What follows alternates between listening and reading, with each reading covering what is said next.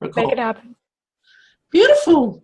Okay, so welcome everybody. We've just been filling in time for a few minutes. So I really wanted to jump on here after the 5-day challenge and answer any questions anybody had, let other people join in.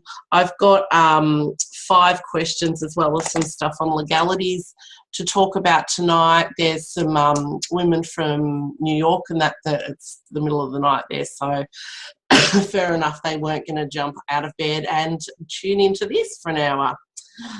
So the first question I have, and if you've got any questions throughout this, just put it in the chat box on Zoom or on the Facebook Live. That would be awesome. And sometimes I can see when people are on, but sometimes I can't on Facebook Live. So I am sorry about that. I really like knowing who's tuning in and that sort of thing.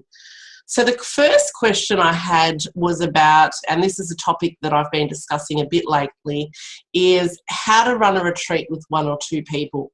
How do you price it accordingly? How do you set it up, that sort of thing. So what I did, and I'm going to share the screen, sorry those on the live video that you can't see this, but I'm going to share my screen in the recording.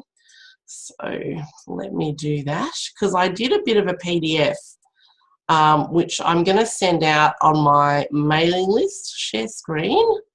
And if you're not on my mailing list, I will put up a link to the mailing list.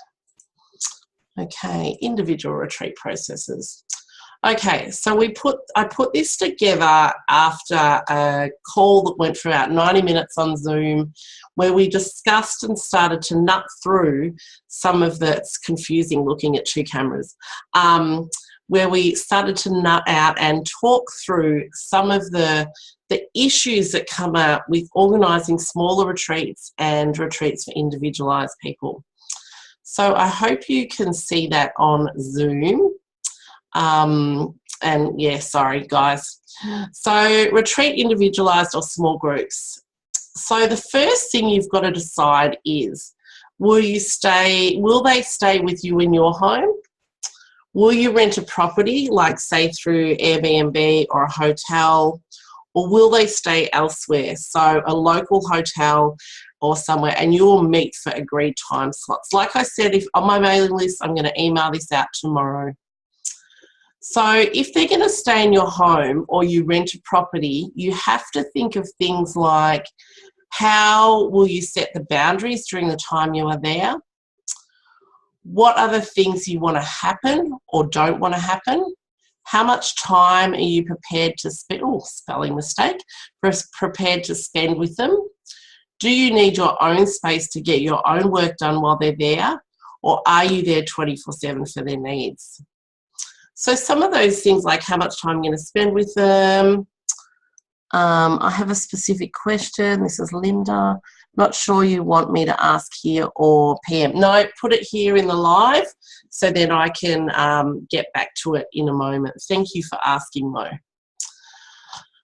So how much time are you prepared to spend with them? Are you going to like write up a specific package? Goodness, there's a few spelling mistakes here. So the package might include, 2 meals a day, accommodation, some sightseeing time, some time dedicated with you. Then you might have other services you can offer. So what sort of package are you offering them if they're staying in your home or you're staying in a property together? And the same, if they're staying elsewhere, you need to be really clear on what you're doing with them, when you'll meet them, what the times are, those sorts of things. It's a little bit hard to explain this spreadsheet because most of you can't see it. But like I said, sign up for my mailing list and I'll send this out tomorrow. Okay. Most of all in your planning, you need to be sure of what your boundaries are and how much you want to give your clients. For some of you, you'll be quite okay to be there and available for 24/7. Okay, so when I run my smaller group retreat retreat training. I do it in a little B&B that we've got here on our property. I'm basically there from over the weekend, from the time they arrive until the time they leave. The only time I come up here to the house is to sleep. So, and that's okay with me. I don't mind spending a whole, 2 to 3 days with people talking about retreats, but that's my choice. Some of you might know that, okay, they're coming to your property or you're renting one, and you know that you only really want to spend 4 hours a day with them. You might come in the morning, or you might get up, have breakfast together, do, say, some business coaching, or whatever it is they're there to learn from you. Then you might have lunch together. Then in the afternoon, they might go off and do their own learning. For some people, that works better. For others, it didn't. It's a really personal thing. What you put in your offer needs to align with your business values, be financially viable, and give your clients what they need and want. Retreats designed for individuals or small groups are just as transformational as big retreats. The numbers aren't matter. It's how you hold space and how you plan it all and set it out, that sort of thing. Okay. So are there any questions? I know that's a bit confusing, but like I said, you'll get the PDF tomorrow. Is there any questions about that? No? Yes, great. Oh, shit. Can you hear? Hey, Liesl. Hi. Liesl. Hi. Hi. We can't see your PDF on Zoom. Yes. Oh, really? Yeah. Oh, it says that it's sharing. So weird. All I see is the stripy road, the turny back. Oh, that's a bit bizarre. Hang on, I'll stop the share, and then I'll see if I can share it again. See if it'll give you a selection. Yeah, and like I could see it. You could see the other screen. Okay. This is what happens when I try to get technical and have two screens. Can you see that? Yay, now you can see it. Yes. All right. Super. Yep. Yay, thank you. I'm just going to pick up my phone because it's dropped out. Fabulous, of course it has. Let me put it on home. Oh, no SIM card. Looks like my phone has died. I dropped it in water. Well, not dropped it in water. I put it on a friend's bench and there was water on it. So that was not very impressive the other day. Oh, looks like we're back. Sorry about that for those of you that are on live. My phone is having some technical issues and I think I'll need to get another one. So this was the PDF. We couldn't see it. And like I was saying, that's the joy of having two screens. I'm still learning how to navigate it all. So, yep, I will send this out to everybody tomorrow and it just makes it a bit clearer. So deciding where they're going to stay, is it your home, a rental property or a hotel, and then how you're going to set out those boundaries for people. So that's that one. Let me stop sharing now. Great. Okay. The second one is web page design. That's the thing I get asked to do a lot, is to look at people's websites, to critique them, to tell them, support them how to make them a bit better. So I have got a bit of a PDF about that too. Sorry again, you guys, on Zoom. Not on Zoom, on Facebook Live. I don't know what this recording is going to be like on Facebook Live because, I don't know, I keep saying my connection's weak. Okay. So let's talk about, now that I'll press the right button, let's talk about web pages. So this is how I set mine out, and this is how I encourage other people to set theirs out as well, because it needs to include everything that you want to share with your clients so that they are excited about coming. They do want to be there. They do want to, come and pay you the money to be transformed in a way. And it's about showing them that you can fix or support them in what they need. So I'm basically just going to read through this because this would be easiest, and that way the people on Facebook Live will hear what's on here, and I'll send this out tomorrow with the other PDF. So you need to choose whether you're going to have a landing page or whether you're going to have a full web page with all the information. A landing page would have a little bit, and then you would put them to a link, say a PDF or another page that has all the information. I find the less clicks, the better. So if they only have to click through to a web page, then that's awesome. Otherwise, you know, they might go, oh, clicking through from Facebook or wherever, clicking through to the web page, oh, it's not here. I need to click through again. So the less clicks, the better. Okay, so in your information, you need to have an eye-catching banner. Let me see if I can get, there we go. An eye-catching banner with a gorgeous photo. This needs to have the name and date of your retreat and really needs to jump out at them with pizzazz. So that's the first thing often people will see. So you need to then draw them in with a statement. And always remember to use pictures photos that are yours or photos that are free. I use a site called Pixabay, I think that could be it. And that's got some awesome photos. I've also been using Stencil, and it's a bit like Canva, and you can also, you know, get some great shots from there. So you need to then draw them in with a statement or question that says who the retreat is for. You know, talk about, are you a woman that's searching and you aren't quite sure what you're searching for? Do you need time out from your everyday life? Do you need to learn to magnetize your business? Phrases that spark interest and have them thinking, that's me. Then insert an imaginative setting. Can you imagine what it would be like to be with 14 other women on the beautiful island of Phuket, blah, blah, blah. Here are some examples, and this is from my Morocco immersion retreat. And this retreat is really about immersing them in almost not a fantasy world, but like an Alibaba, 40 Thieves type setting, the desert. We're going to really emphasize this ancient Berber warrior. So can you hear the soul of Morocco calling? The whispers of the desert, the calls of the ancient Berber warrior Kalia, the powerful North African royal prophetess and priestess, exotic, spirited and wild. So you get them imagining what this would be like, you know. Can you imagine walking down? I think I've just lost my live connection completely. I don't say my phone has totally just gone to phone heaven. Oh, well. Okay. So, yeah.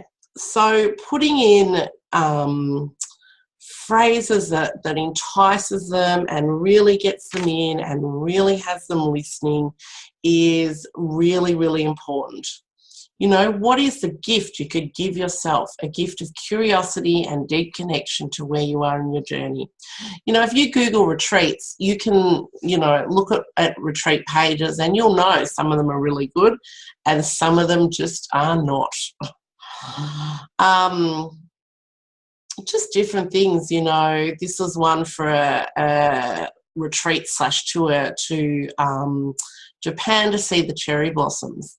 You know, you're talking about the ancient streets, seeing the cherry blossoms, a sight you've longed to see for a lifetime, you know, seeing a geisha woman, you know. You really need to use those imaginative words. And this can be done for every sort of retreat, whether it's a business retreat where you're, say, talking about branding. You can, you know, make it so it entices people in and has the words that they're wanting to hear. I'm trying to think of a branding phrase. Have you been inconsistent in your branding and you just want to know how to bring it all together? So whatever the theme of the retreat, you can make it enticing. Then list the benefits of them coming away with you. This is where you list your promises. By joining us on this retreat in blah, blah, blah in June, you will walk away with. So be really specific in what they're going to walk away with. Then list all the rest of the information, the venue, the cuisine, the workshops, the activities, and the itinerary. And it's okay to clearly label these so you don't get confused. Then comes your list of what's included and what's not, and the cost. You should also list, my phone's just come back on. You should also list your cancellation policies here as well. Very, very important to list your cancellation policies. So people can't say to you, I want all my money back, when they just change their mind. Also list your bio. That connects people to you, especially people that don't know you, that are looking at it. Another thing that I put in there is some other questions and answers. Things like who's coming on this retreat? I don't know if you can see that message has just popped up. Who's coming on this retreat? How will we get there? Do I need to share a room? I've never travelled with anyone before. What will we do? Let me just see if I can get back on Facebook Live.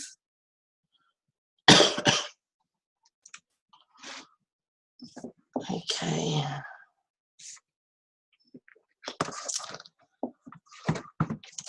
You know, all day I've been thinking, oh, I hope the technology goes well. And of course it hasn't. Hi, everybody.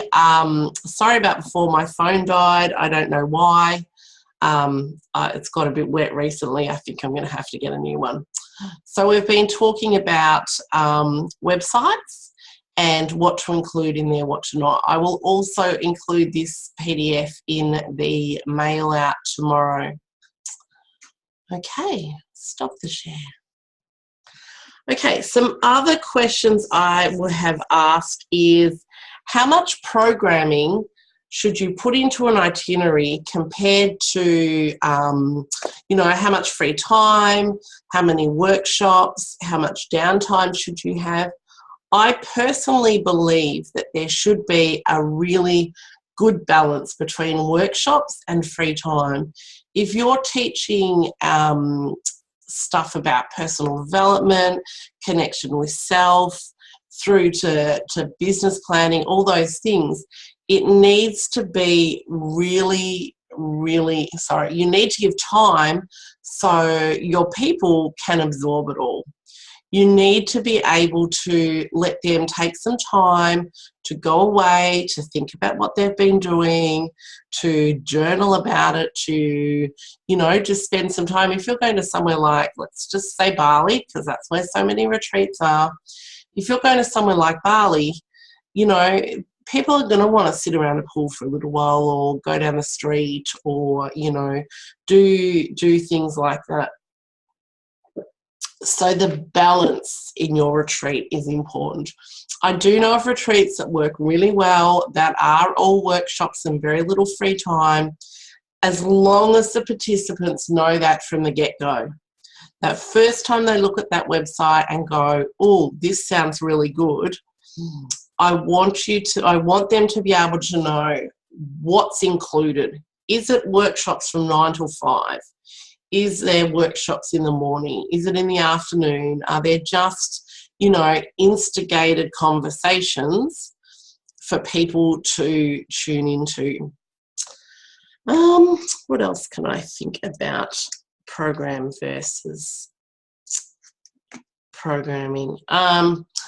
Another thing to think about in the programming is, and this is when you plan your itinerary, is what meals are you including? Are you having them together? Are people going off on their own to get meals? Thanks for coming, Linda. Sorry about the technical issues. Yeah, so how much time are you going to give them by themselves?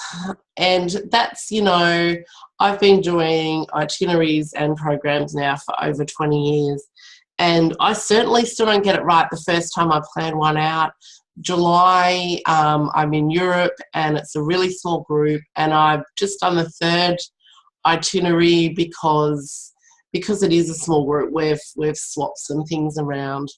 So it's okay to chop and change your itinerary. It's okay to chop and change your itinerary when you're on the retreat if something's not working as well. As long as your participants are happy with it and you going, okay, we're going to change this with this. Is everyone okay with it? I can tell I've been talking all weekend because my voice is going all lick. Okay. So far we've covered single retreats, and you'll get the PDF for that tomorrow. It's a thing to think about. There's so many retreats in the universe, in the world, so many retreats out there that people can get overloaded when they're looking for them. So if you're having something that's small and intimate and is really specialized, then make it look specialized. Bring it out. So, thanks, Jen. Jen said you can't see this on the live, that rest up. That's the plan from tonight. So, putting in those smaller retreats, making them. I often talk about making your retreat the difference between lumpy custard and creme brulee. So making what you're offering really, really stand out. I feel like I'm just jabbering on, and I've been clear. Another question I had is, what do I put in the welcome pack? I tend to put things in relevant to the theme of the retreat and the destination that we are. So say a weekend retreat I did recently. In the welcome pack, they got a journal and a notebook to write in. And one of the things they got was a little wristband, and that was made locally. So it was a nice little thing to add in that's supporting a young woman trying to build a business. And it's just nice to include things that people will remember the retreat by. The retreats that I do in Bali, I always include a copy of Bali Soul Journals by Claire McElhenney, because that delves into the depths of the customs and culture of Bali, but it also has lots and lots of stories about women that live in Indonesia, which is really nice. Things like sarongs, people put jewelry in. One retreat I did, which was so much fun, I had a box, and I had a nice necklace for each participant, and that was in the middle. It was a bit like a pass the parcel box where where you play at kids games where you pass it round. When the music stops, you get to take off a layer. Well, what they did for each layer is there was a question. So then they had to journal about it. And the questions were around discovering and reconnecting with that inner you. And so the last day, the day we left to go home, they got to the last layer and they unwrapped it and got their necklace, which just worked so well. It was so beautiful because we talk about the journaling questions at breakfast each morning and then keep going on our daily programs. I include things like sarongs, nice pens, like I said, books, all sorts of things, whatever is awesome about your theme and what you're doing, something that connects them with that. So they see their journal or they see their bracelet or necklace or sarong or whatever, and then they remember your retreat. So they connect to that straight away. And it depends too how much I spend. If it's a middle of the range, say $3,000 to $5,000 retreat, I'll spend about $100 on their welcome pack, which is actually quite a lot of stuff. You can put in hand creams, you can put in incenses. whatever you want. But it's really nice to get that present when they arrive at retreat. The Europe trip, I'm about to send out some travel bags and power connectors and some toiletry bags. And I'm kind of sending them out because I don't want to carry them in my luggage, so they have to do it in theirs. Someone else asked me, why is my story important? So I talk a lot about this in my trainings, that, you know, you need to know your story. So when you're at a retreat, your buttons aren't pushed. There are emotions not coming up in you that you don't know how to deal with at the time. And also, so you can be very clear on what you're telling. Damn this Facebook Live. So let me just try to see if I can start again. This is crazy. Of course, it would. I shouldn't laugh. What was that? Laugh. I said I shouldn't laugh, but that's so bad. Put the link to the Zoom in the Facebook group. I have. Oh, okay. Yeah, look, quite a should few join. said, oh, I can't come, send me the recording. So they'll just get this, which is perfect. Yeah. Yeah, so your story is really important because, and now I'm putting my phone right out of the way so I can't even see it. Your story is important, so because when you're on a retreat, you need to be there for your clients 24/7. You need to be fully functional for them. And I've heard stories of facilitators being on a retreat where something's pushed their buttons, it's put them into their trauma, and they haven't been able to function for 24 hours, which is just a disaster when it comes to the fact that you might have 20 women or, you know, whoever they are that you're in charge of and you're the expert. It can just leave a really bad taste in people's mouths. So knowing your story, if you do have trauma in your life, I would recommend dealing with it as best as you can, getting support, getting whatever. So when you come on the retreat, buttons aren't pushed. Now, we can't always, you know, negotiate this. We might think we're okay with something and someone says something and you're just thrown back into it. So if that's the case, having a backup plan before you leave to go on a retreat. So knowing that you've got someone you can call, that you can say, oh my gosh, this is what I'm feeling, talk me through it. And, you know, I do have a free little video and a content upgrade around this. So I will send everybody a link to this as well, because it is so important to know who you are, what your buttons are, because when you get on that retreat, people are going to want to know your story. They're going to want to know who you are, how you've come to be there, and what your journey is. So knowing that is important, and knowing what pushes your buttons is really, really important. And then my last question I had was about legalities. And for those of you that have done the 5-day challenge, you'll know that I think that was the longest video for the week.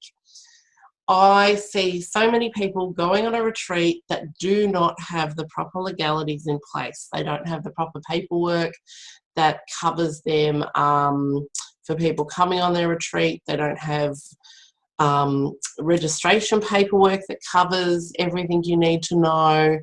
They don't have a incident reporting form, which you always need to carry on you just in case something does happen on a retreat. And then they don't have sufficient public liability or professional indemnity. So important to have all these. You know, I've heard stories of people running retreats and, you know, on one I heard the story of someone getting raped. They went away from the retreat to go out and they were raped on the retreat. And while that's not your fault, you need to make sure you're covered if any lawsuits are taken out against you. Excuse me.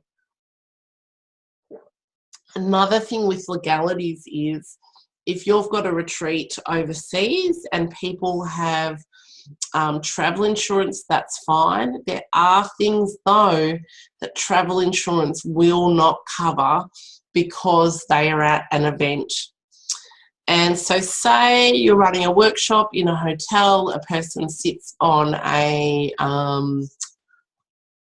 chair and the chair breaks and let's say they really hurt their coccyx bone, okay? The hotel may go, well, they were at your workshop, we're not covering you for that. Yes, we know it's our chair, but they were at your thing and that's your responsibility. Travel insurance may go, they were at an event, so that's not our responsibility. They weren't out walking in the street, they weren't in a car accident, they were at something you were running, so we're not covering any of their medical expenses, those sorts of things. And look, I have heard this happening. I have heard about gaps in the insurance market where people are getting themselves into lots of trouble financially. So by having your own two insurances, by making sure people have travel insurance, I also recommend that if people are travelling within their own country. They may not get it for a weekend or, you know, a short, lower priced retreat. But an example is, this wasn't for a retreat, this was for a tour. My mum went on a top of Australia camping trip. Hates the heat, hates camping. Who knows why she decided to go. It cost like $5,000. So it was from Darwin to Cairns, day 3. She hadn't slept because it was so hot. She's like 76. And when she doesn't sleep, she throws up. So she ended up in hospital with a drip and had to leave the tour. Her and her sister left the tour. So they were 2 days out of Darwin, so they ended up having to fly back to Darwin at their own expense. They then flew from Darwin to Cairns to meet their friends that were still on the tour at the end. So that was thousands and thousands of dollars of extra expenses. And because they didn't have domestic travel insurance, they just had to wear that. Whereas if they'd had that, they would have been refunded the cost of, you know, the tour, their airfares, their hotels, all those sorts of things. So I'm now encouraging people to get domestic insurance as well. But that's not a deal breaker for me. If they choose not to get it, then that's their own fault. If people come on international trips with me, they need to have it, and I need to have a copy of the travel insurance so that I know that they are covered, and in the incident of something occurring, I've got the details there that I can be in contact with family and friends, or, you know, the insurance agency or whoever, if they're in the hospital and they need extra care, those sorts of things. Because lo and behold, the one time a person doesn't have travel insurance will be the one time something will happen. I'll put my bottom dollar on it. So that was all the questions I had. Jen, have you got any questions? No, this was really good. Most of them was answered with the legalities and the insurance. Fabulous. I do have one question. Yeah. About when you have them in other countries, when you're entering the country, and customs asks you why you're there, is it for pleasure? You as the retreat operator? That's like the $1 million question. It depends. It depends on the country. Yeah, like some of them are completely okay about you coming and running retreats over there. Some are not.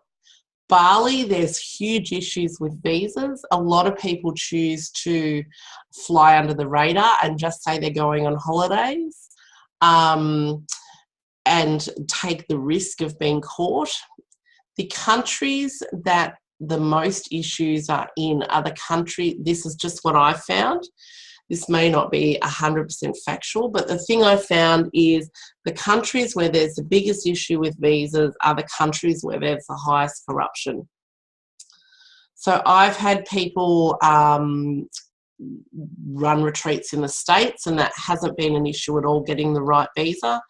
The issues for visas have been mostly around the Asian countries and the inside corruption. And you ring in Australia, you ring the embassy, the Indonesian embassy here, and they go, yes, you can take a group to Indonesia, that's no problems at all. Get to Indonesia and your hotel will get raided because they've caught on that you haven't got the right visa, and they'll generally ask for quite a huge sum of money to just let you go. So people in all parts of the world fly under the radar. I can't say that I support that because I think you're taking a huge risk. So find out what the laws of the country are, Jen, and what you have to do. And I would start looking at that as soon as you make a decision to run a retreat, because you don't want to go, oh, I'm going to organise a retreat and do it in 3 months and realise it takes 6 months to get a visa. Did that answer it? Oh, yes, that's great. Beautiful. Thank you. Good. Well, seeing we're the only two on here, which is fine. Yes. I've got all these inboxes on Facebook going, there's something wrong with your live feed. Yes, I know. That's okay. These things happen. So I've got some announcements that I want to talk about, and I'll also do another Facebook Live and put them on there as well. So the Retreat Mastermind page is going to have a bit of a change.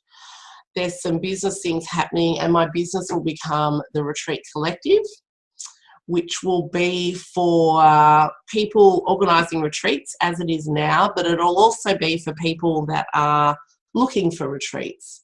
So we're going to have some theme days and question days and all those sorts of things that will make the page and the community grow. And it'll also be a really good space for people to really plug their retreats so that it's getting out there in the wider community. There are some other things happening, but they're still under wraps, which is a bit exciting. And I feel a bit mysterious having all these, business secrets. But it'll all become a bit clearer in the next few weeks. But it's all around ways that you can market your retreats better, that you can learn all about marketing and how to really push up those sales, how to price it right, all those sorts of things, with some mini courses. And of course, because I can't get on my phone, I've put everybody's name into a draw thing to win some prizes. So I'll have to announce that on the page. But there's going to be some places given away in a mini marketing course, which is 4 modules, and some places at my UK training, which is in July, in London at the start of July, and then in Birmingham, of all places, at the end of July. And also I'm doing some training in LA and New York in September. So there'll also be some places given away at that. So very exciting and, yes, very fancy. Some really good prizes. I'm so excited, and I know there's a lot of you that are interested in the London and the Birmingham and the LA and New York trainings. I've already got people signed up for all of them, so that's very cool. I'm so excited about going international with this. I've run training in LA and I just loved it. So I can't wait to be in the UK and doing that, and I can't wait to give away some places that are there. It is a fabulous extension. Yeah, London, I can't wait. London is one of my favourite places in the world, and I just can't wait to be back there. And one of the girls, because you're there in June, are you, Jen? Is that right? Is that what I'm thinking? No, I was there in April already with my mom. I had it in my head going back, but you're not. You're going to somewhere else. Sorry, hang on. So I'll be back there. I'm going to Australia in late August, early September. Yay for Tash Corbin's. Lady Class. Yeah. Yay! Exciting. I might see you there. I hope so. Yeah, me too. Okay, everybody, thank you for watching this when you're watching the replay, and you'll get some emails with me. I'm going to, once my phone's working again, I will draw the prizes and let people know. And yeah, any retreat questions, please put them in the box, on the Facebook page. Watch out for the exciting theme days, which will be up tomorrow. And yeah, I will talk to you all soon. I will see you online. I will see you in London and Birmingham and LA and New York. Have a great night, everybody.